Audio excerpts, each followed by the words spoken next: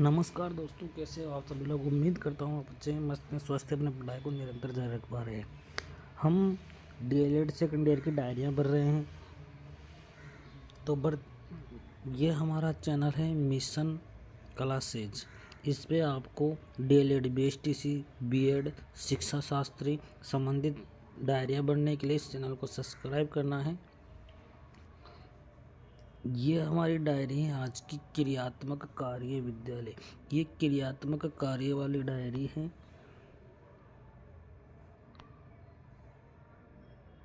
ये वाली डायरी इसको हम भरना है। इसके अंतर्गत हमारा आता है विषय वस्तु विश्लेषण। इस टॉपिक है, ये हमारा टॉपिक है विषय वस्तु विश्लेषण। इसको हम भरते हैं। पाठ्य पुस्तक का अर्थ व आशय।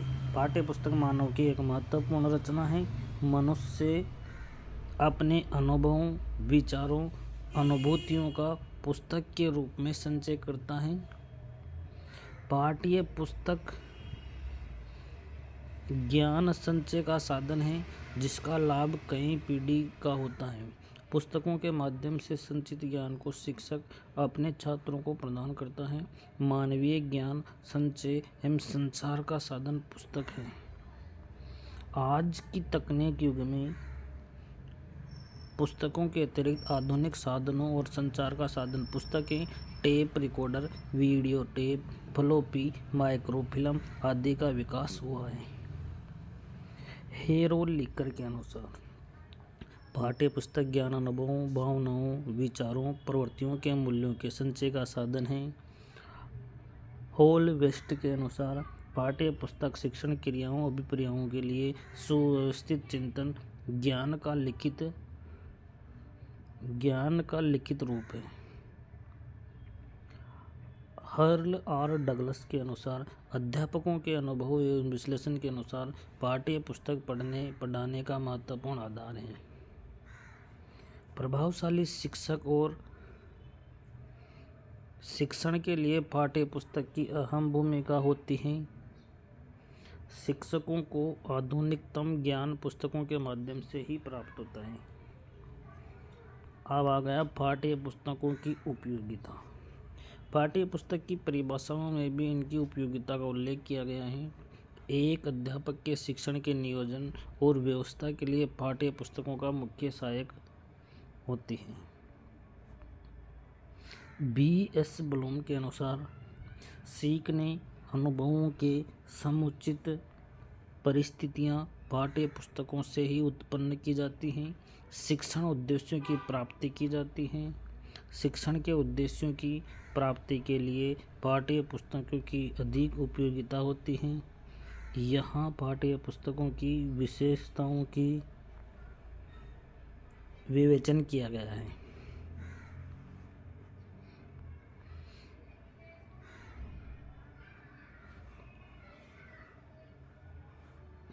इसके बाद में पाठ्य पुस्तक शिक्षण प्रकरणों की सीमा को निर्धारित करती है तथा शिक्षक का मार्गदर्शन करती हैं। पाठ्य पुस्तक तथ्यों, प्रत्ययों, सूचनाओं को क्रमबद्ध रूप से प्रस्तुत करती हैं जिसमें छात्रों को सीखने में सुविधा और सरलता होती है। कक्षा शिक्षण के प्रकरणों को अध्ययन करने, अभ्यास के लिए अवसर मिलता है। पाठ्य पुस्तक परिपाक का साधन है। शिक्षण में शाब्दिक संप्रेषण से जो सुनने और समझने पर अवसर मिला उसको अपने ढंग से पढ़ने और समझने का समुचित अवसर पुस्तकों से मिलता है। पाठ्य पुस्तक अध्यापक को कक्षा में जाने से पूर्व की तैयारी करने की सुविधा प्रदान करती हैं। पाठ्य पुस्तक अध्यापक तथा छात्रों दोनों का समय बचाती हैं, मितव्ययी होती हैं तथा अध्ययन की आदतों का विकास होता है। छात्रों को कम मूल्य पर समस्त आवश्यक तथा महत्वपूर्ण तथ्यों की सूचनाएं एक पुस्तक में ही एकत्रित मिल जाती हैं जिससे उन्हें इधर उधर की भटकने की आवश्यकता नहीं होती। पाठ्य पुस्तकों के माध्यम से छात्र भी अध्ययन कर सकते हैं, गृह कार्य करने में भी उपयोग कर सकते हैं। अध्यापक को गृह कार्य प्रदान करने में पुस्तकें पर्याप्त सहायक होती है। पाठ्य पुस्तकों की सहायता से एक सभी छात्रों को पढ़ाया जा सकता है। इसमें पाठ्य वस्तु को सीखने सिखाने में समरूपता रहती है। छात्रों को निर्धारित पाठ्यक्रम का ज्ञान पाठ्य पुस्तक से होती है। उसे अर्जित कर सकते हैं कि वर्ष भर में उन्हें कितना पढ़ना है और कितना वे पढ़ चुके हैं। मौन अध्ययन का अभ्यास पाठ्य पुस्तकों के द्वारा ही कराया जाता है। मौन अध्ययन छात्रों के स्वाध्याय की प्रेरणा देता है। प्रत्येक अध्यापक मौखिक शिक्षण में निपुण नहीं हो सकता। सामान्य बुद्धि के अध्यापक के लिए पाठ्य पुस्तकों का सहयोग आवश्यक हो जाता है। शिक्षा की डोल्टन पद्धति और योजना प्रणाली में पाठ्य पुस्तक की परम आवश्यकता होती है। बालक अपनी रुचि के अनुसार मानसिक विकास करते हैं। पाठ को दोहराने का कार्य पाठ्य पुस्तकों के बिना संभव नहीं है। अध्यापक द्वारा बताई गई अनेक बातें छात्र कक्षा में भूल जाते हैं। उनकी स्मरण शक्ति इतनी तीव्र नहीं होती कि यह एक बार सुनकर याद कर ले। अतः यह आवश्यक हो जाता है कि कक्षा में बताई गई बातों को घर पर जाकर पुनः दोहरा ले। अतीत के ज्ञान का संचय पाठ्य पुस्तकों के द्वारा संभव है। पाठ्य पुस्तकों के द्वारा शिक्षकों एवं छात्रों के उपयोगी और बहुमूल्य अनुभव प्राप्त होते हैं। पाठ्य पुस्तक में छात्रों को विषय सामग्री के संदर्भ में पूर्ण निर्देशित प्राप्त होते हैं। पाठ्य पुस्तकों में ज्ञान क्रमबद्ध और व्यवस्थित रूप से प्रस्तुत किया जाता है। पाठ्य पुस्तकों में परीक्षा के समय छात्रों के लिए आवश्यक होती है। मेकाम्बर के अनुसार आधुनिक पाठ्यक्रम में पाठ्य पुस्तकें स्वयं साध्य बनने की अपेक्षा शिक्षा के उद्देश्यों को प्राप्त करने में सहयोग देती हैं।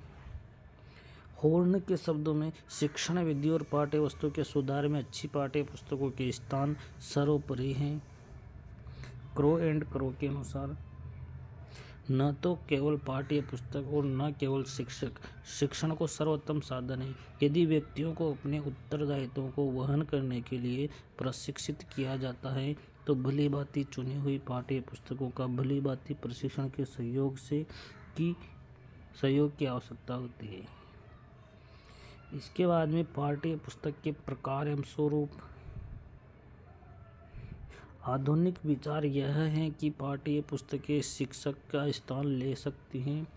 अभिक्रमिक अनुदेशन इसका प्रमुख उदाहरण है। इस प्रकार की पाठ्य पुस्तकों से छात्र स्वयं भी सीख सकता है। उत्तम प्रकार की पाठ्य पुस्तकें शिक्षक और छात्रों को निर्देशित करती हैं और अध्ययन और अध्यापन की क्रियाओं में सहायक होती है। पाठ्य पुस्तकें निम्नलिखित 4 प्रकार की होती हैं। प्रचलित पाठ्य पुस्तकें, अनुभवों पर आधारित पाठ्य पुस्तकें। तीसरा प्रकार है प्रचलित एवं अनुभवों पर आधारित पाठ्य पुस्तकें, अभिक्रमिक अनुदेशन पाठ्य पुस्तकें। पाठ्य पुस्तक की आवश्यकता। परिवर्तित विचारधाराओं के अनुसार पाठ्य पुस्तक उतनी महत्वपूर्ण नहीं समझी जाती जितनी पिछले समय में समझी जाती थी। आधुनिक विचारधारा से प्रभावित कुछ शिक्षा शास्त्री तो पाठ्य पुस्तक को बिल्कुल विरोधी हैं। ये लोग विद्यालयों में किसी भी प्रकार की पाठ्य पुस्तक प्रचलित न करने के पक्ष में हैं। अमेरिका में इस प्रकार की विचारधाराओं को अधिक प्रचलित हुई।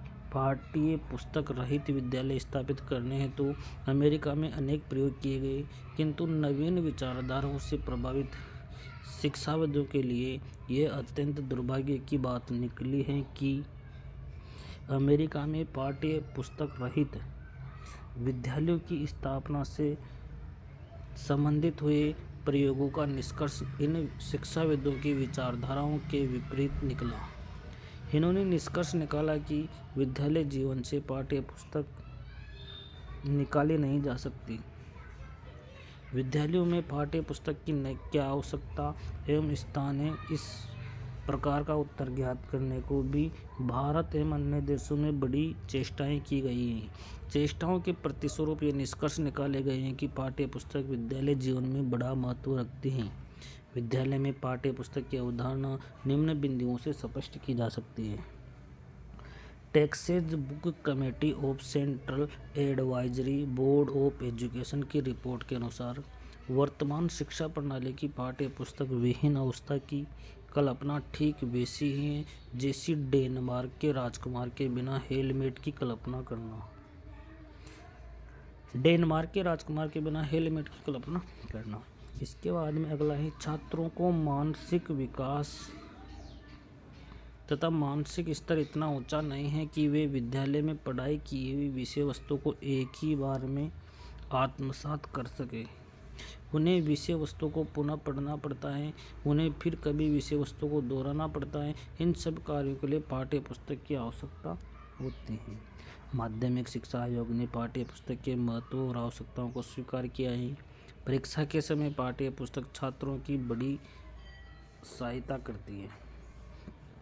पाठ्य पुस्तक कक्षा में अनेक दोषों को दूर करती हैं। कक्षा शिक्षण प्रणाली के अंतर्गत प्रत्येक छात्र पर व्यक्तिगत रूप से ध्यान नहीं दिया जा सकता। पाठ्य पुस्तक के उपयोग अन्वेषणात्मक अध्ययन, पाठ्य पुस्तक की विषय वस्तु से संबंधित सामान्य सूचना प्राप्त करने के लिए प्रयोग किया जा सकता है। अध्ययन की किसी इकाई को प्रारंभ में प्रारंभिक सूचनाएं प्राप्त करने में पाठ्य पुस्तक का प्रयोग करना पड़ता है। पाठ्य पुस्तक से आधारभूत सामान्य सूचनाएं प्रदान कर विषय वस्तु की पृष्ठभूमि भी तैयार की जा सकती है। यदि पाठ्य पुस्तक का उपयोग इस कार्य हेतु किया जाता है तो अध्यापक को निम्नलिखित बातों पर ध्यान रखना चाहिए। कौन कौन सी बातें हैं? चित्र, ग्लोब, मानचित्र, भाषण आदि के द्वारा पुस्तक को आवश्यक अंग को पढ़ने के लिए छात्र को तैयार कीजिए। छात्रों को उन उद्देश्यों को अवगत करा दिया जाए जिनकी प्राप्ति हेतु छात्रों को अध्ययन करना है। अमुक विषय सामग्री याद कीजिए, कहना ठीक रहेगा। यह न कहा जाए कि अमुक पृष्ठ से अमुक पृष्ठ तक अध्ययन करो।